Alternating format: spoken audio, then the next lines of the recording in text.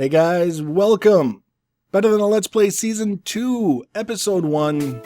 I'm Enigmus, and this is our first few seconds in our shiny new world. From the Monster Pack, Feed the Beast. We're going to talk a little bit about why I chose this pack, and we're going to talk at a conceptual level why I didn't choose some of the alternatives, just because. You know, sometimes it's good to discuss these things constructively in the spirit of feedback and just sharing ideas and perspectives and things of that nature. Of course, day one, every Minecrafter has the same to-do list. Day one, punch wood is what it comes down to, and that's what I'm doing, punching the wood, and then we make the wood tools, and then we smack the stone and make the stone tools, and it just kind of escalates from there. As I said, this is the Monster Pack from Feed the Beast. It's relatively new. Everywhere I go, I come across a different description for it. Some places say it's still in beta, some places say basically, it's a release version. Doesn't matter. It's 176 mods. Yeah, 176. According to the load screen, the main menu screen, when the game loads up and tells you how many mods you have loaded. To the best of my recollection, let's say plus or minus 2 mods, in case I'm just, derping a little bit. If I'm off, I'm not off by much. It's a lot of mods, and I have to say that alone kind of put me off. As soon as I saw that, I was kind of like, I need to find something else. I'm just being honest. I'm not trying to be offensively critical of the Feed the Beast mod pack team, because I know it's a ton of work, and I know that they're making, in a lot of cases, decisions that can only be subjective, and sometimes the only option people have, if they really don't like it, is to not play it. So by choosing to play it, I kind of take some of the responsibility for what's going on, and if I hate it so much, well, why would I keep playing it? It's just kind of silly. But again, in the spirit of criticism, constructive criticism, we're at a place now with the bloat in these mod packs where it's at the very edge. It's going to get harder and harder to bloat them anymore, and at some point we're going to realize, okay, well, we need to pull some stuff out to add this, so let's do that. And you know what, we can also pull out all this other stuff, and why did we have this in the first place? And then before you know it, there's going to be this massive shift, and all of a sudden we're going to get these sleek, lean mod packs that have everything everyone wants, without all the fluff. That's going to be a winning day for mod pack development, I have to say. It's just, I know it in my heart of hearts, it's coming. 176 mods in a mod pack is 176 different places you have to look when something goes wrong.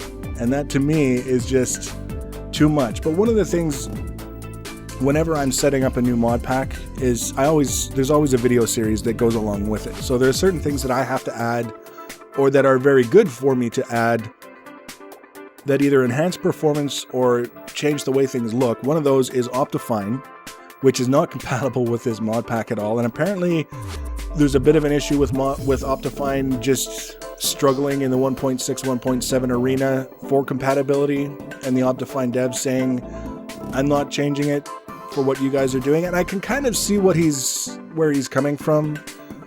Just as a general rule, if I'm writing a mod that does nothing but adjust and or improve graphics for the game, and then mod developers are coming along and they're adding tiny little tweaks to their mod that conflict with Optifine, and then saying, well, fix Optifine so that my little tweak works, I would be like, fix your crap so that it doesn't conflict with Optifine, because you've got this huge mod that has nothing to do with graphics.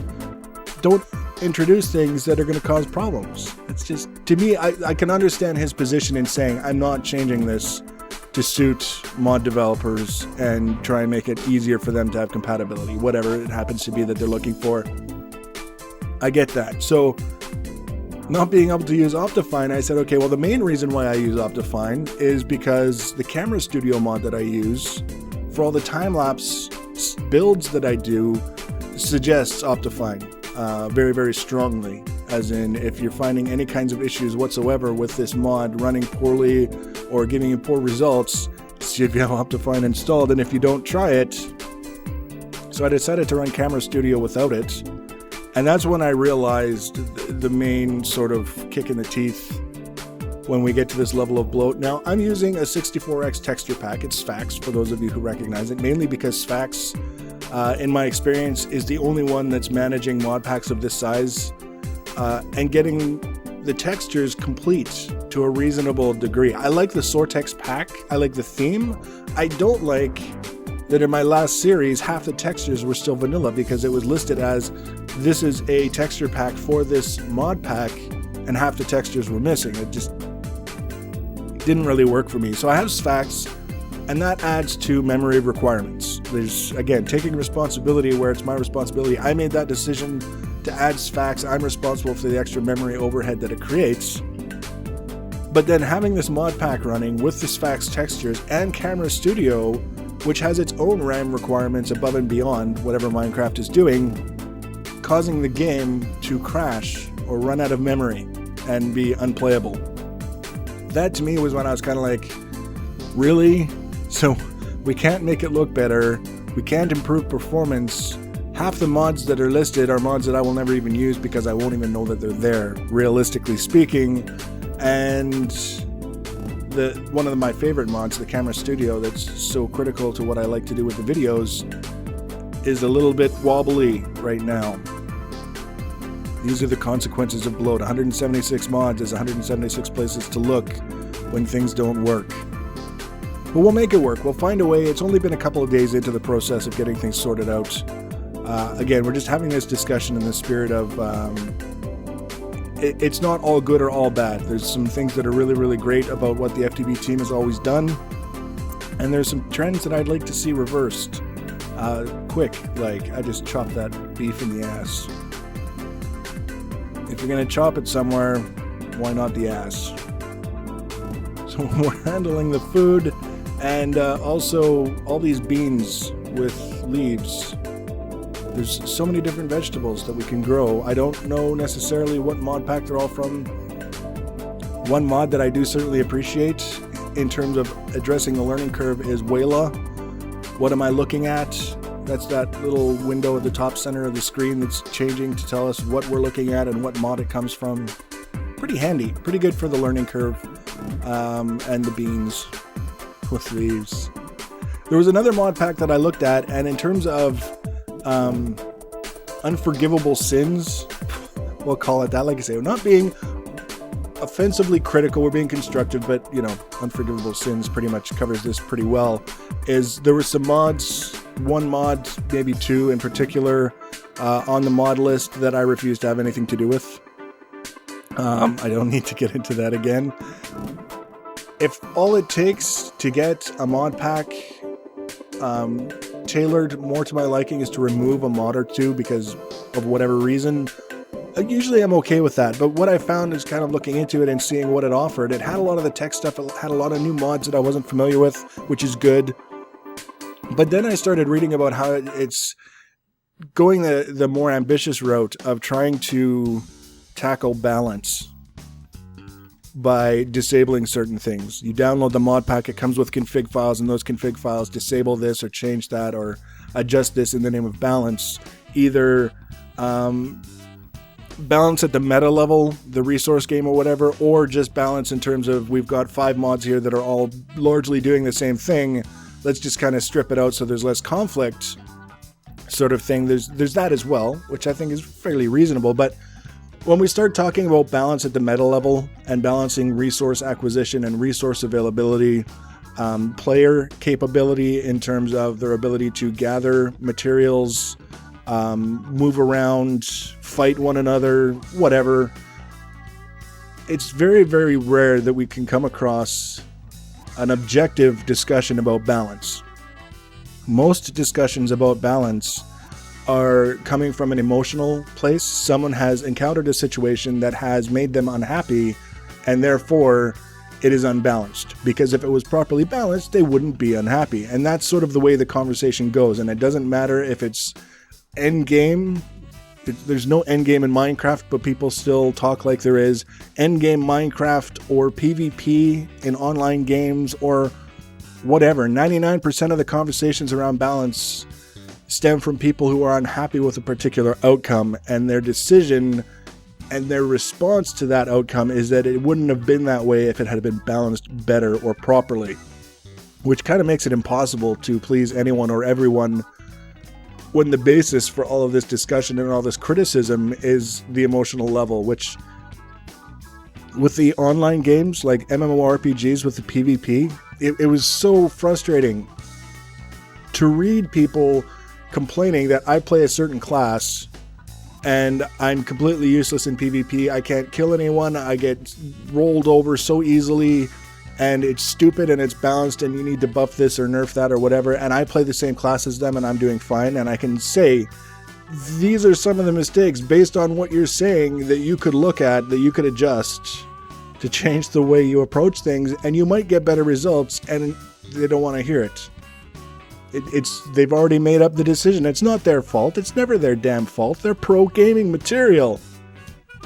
They know what balance means. They don't. But here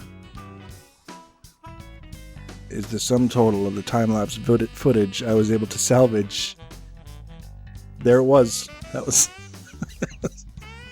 Then it ran out of memory. I was so sad. But it's okay. Like I said, we're going to tweak that. We're going to see if we can't find a proper balance so that Camera Studio has everything it needs and everything else has what it wants. Everyone's happy. Now, this is the diggy bit. We've got that little circular area. We're still vulnerable to spiders because we have no roof. But all the other bad guys who might want to come and make our lives difficult can't get to us in our little structure. It's a circle made out of now stone and sandstone. So now we worry about getting our mine shaft down to bedrock. And I've so many series where we kind of talk about this. And I used to do this with ladders. I used to dig a shaft straight down pretty much that was like 3 blocks wide so you could dig it safely, and use ladders to get up and down. And then I've realized that you can save yourself a lot of wood punching in the early game if you just do like a back and forth kind of staircase sort of approach to get us down to bedrock. And that's where we're aiming. So we've talked about the pack. We've talked about the runner-up that is an ongoing process and a ton of work, and I wish them the best of luck. And then we can talk now about our plans for this series. Well, I definitely want to do a lot more time-lapse builds, a lot more microblocks, and a lot more of what you're seeing now, only live, so to speak, and heavily edited so that the boring bits are gone, but we're doing certain things and you're actually able to see me placing blocks and machines and putting them together and all that other stuff. I really liked the time-lapse stuff in terms of visual interest, as opposed to sort of the stereotypical Minecraft Let's Play stuff that really I can't stand. But I do also feel that the series misses a little bit from not having occasionally these first-person sort of things showing a different system being set up, or, whatever happens to catch my fancy in that particular day. If we aren't building anything, we can still do a consolidated episode, heavy edited, and kind of mix things up a little bit, keep things a little bit more diverse and a little bit more varied to keep from getting stale. Hopefully, that's the goal. Now, this central structure, I'm just going to say, I was thinking about this earlier as I was trying to think about the roof for this first spot that we did. Penis is... I know people are going to say, I can imagine the comment section, the number of times that someone is going to comment that it looks like I've got a complex of penises in this wonderful meadow that we found. I'm not going to abandon the design idea that I had in my mind because it resembles genitalia in some way, because realistically, anytime you're dealing with cylinders, you're going to get that anyways. So I'm not trying to be pervy guy, and nor am I oblivious to what's going to come of this, but penis is going to be the thing. So what I want to do ultimately is to have a bunch of these cylindrical domes spread out across the menu, linked together, and each one would serve a different purpose. And we're not going to worry about chunk segregation this time around. We're just going to kind of do our thing. I'm not too worried about any machine system deciding to misbehave because chunk boundaries and misbehaving. Not going to worry about that, but I would like to have kind of smaller places where we can go and have, you know, for example, if we wanted to do another nuclear reactor, that'll be in this building, and then we have processing and sorting, that'll be in this building, and all this other stuff. We're going to have a testificate village on site. It's not going to be like the last one, I promise. Oh, we're down here on bedrock. There we go. We made it to bedrock, and watch how long it takes us to find diamonds. We're going to basically get ourselves set up so that the facility looks interesting, but it's also functional and it does all the things that we want to do. And then we're going to take a look at the other mods and figure out cool things that we can do with them. Oh, there we go. And that's, I mean, I don't know how I could offer anything more than that, other than to say, you know, building and focus on the machines this time around. And, you know, big focus on mods that we haven't used in previous series so that we can refresh the interest in the machine side of things, because sometimes it's just not always there. And I'm on fire. But not for long, because we've done this lava bit, this underground lava bit, more times than I care to think about. We just want the diamonds, lava. The more you cooperate with us, the faster we'll be done. You can go back to doing whatever you were doing.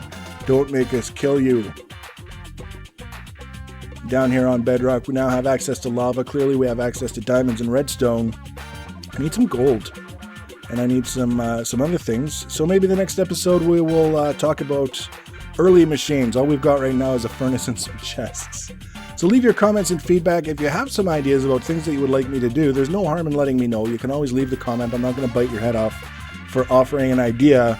Whether or not I do it kind of depends on how it fits with my existing plans. Sometimes people offer me ideas that are just so much cooler than what I planned on doing that I adopted immediately. So don't be shy. Let me know what you're thinking. Also, if you want to be notified when I add the next video, you can always subscribe to my channel. You can follow me on Twitter at Enigmeus1 or on Google++ Enigmeus1. Thanks for watching, guys, and take care.